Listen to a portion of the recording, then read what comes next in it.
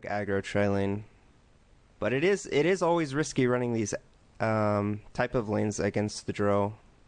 Running it to very high base damage, ranged against melee.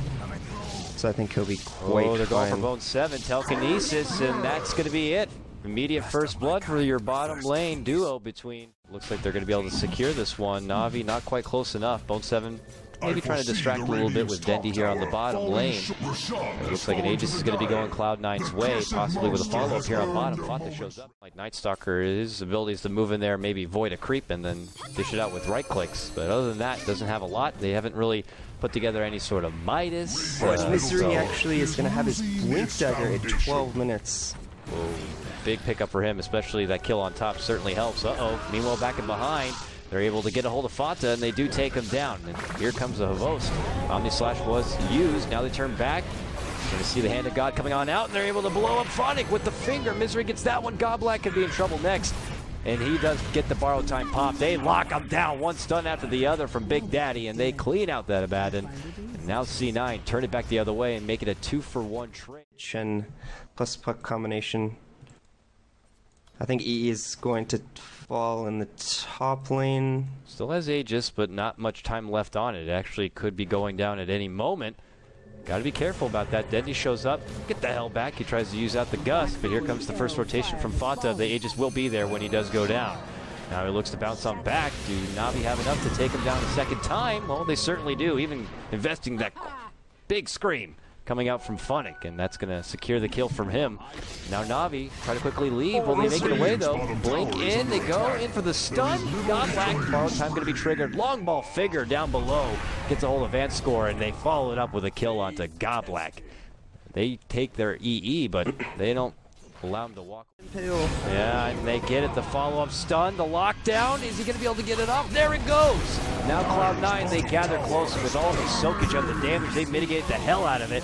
And now they quickly blow up Navi. 2 to go down right away. Big Daddy does drop. So he can blink in and go for a Hail Mary kind of a pickup if he can. There's FATA jump in, drops down the coil. He's got more life. FATA, though, might die before Roche. Roche goes down. They get the kill and they pick up the Aegis. And FATA's going to drop. Oh, disaster for Cloud9. Interesting.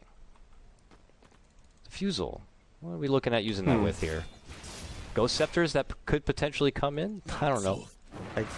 Yes, I'm not too sure why he has this Diffusal. It just doesn't seem like a good item for this game. They make it go on Havos with the coil, and he's going to try to spin onto there, but that's his Aegis life down, and he's going to need some help if he wants to get away. They're blocking him in. Stun's going to catch. They do both the Earth Spike and the Centaur Spot at the same time just to be sure, but and there's Havos out of position, and he does go down. Yeah, so nice play from C9, catching out Havos, the most farmed hero on the map. And they need a couple of pickups like this. This is actually going to net them tier 2 top tower. Bone 7 looked like he was... Oh, wow! They scream at the last moment to get Bone 7. Cloud9, how are you really looking to engage? FATA could lead things off, but he's not going to commit even to the orb.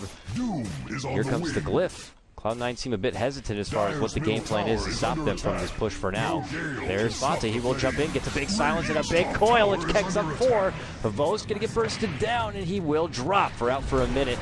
Now they make a go on to Dendi, trying to drain out his mana a bit as they go out on the retreat. A scream flies through once more from Phonic, trying to blast down those creeps, but the mech's going to be there and save him.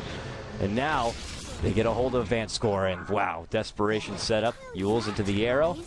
They get a nice 2-man special, and they don't even possible go.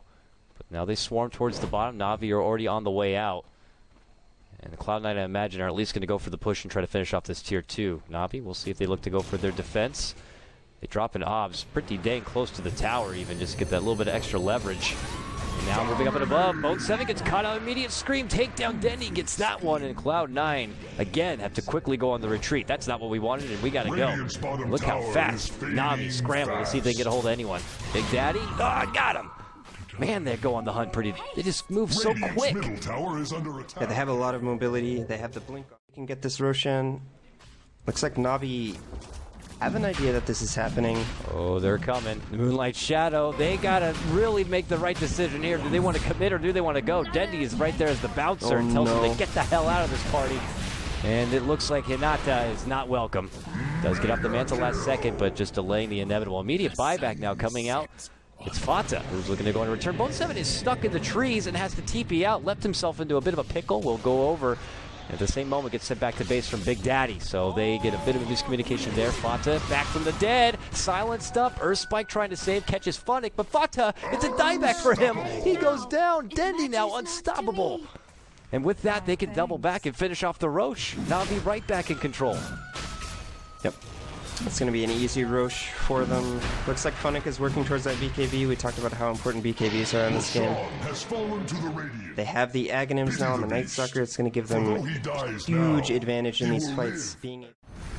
Oddly enough, Misery actually second in net worth for his team at 8,800.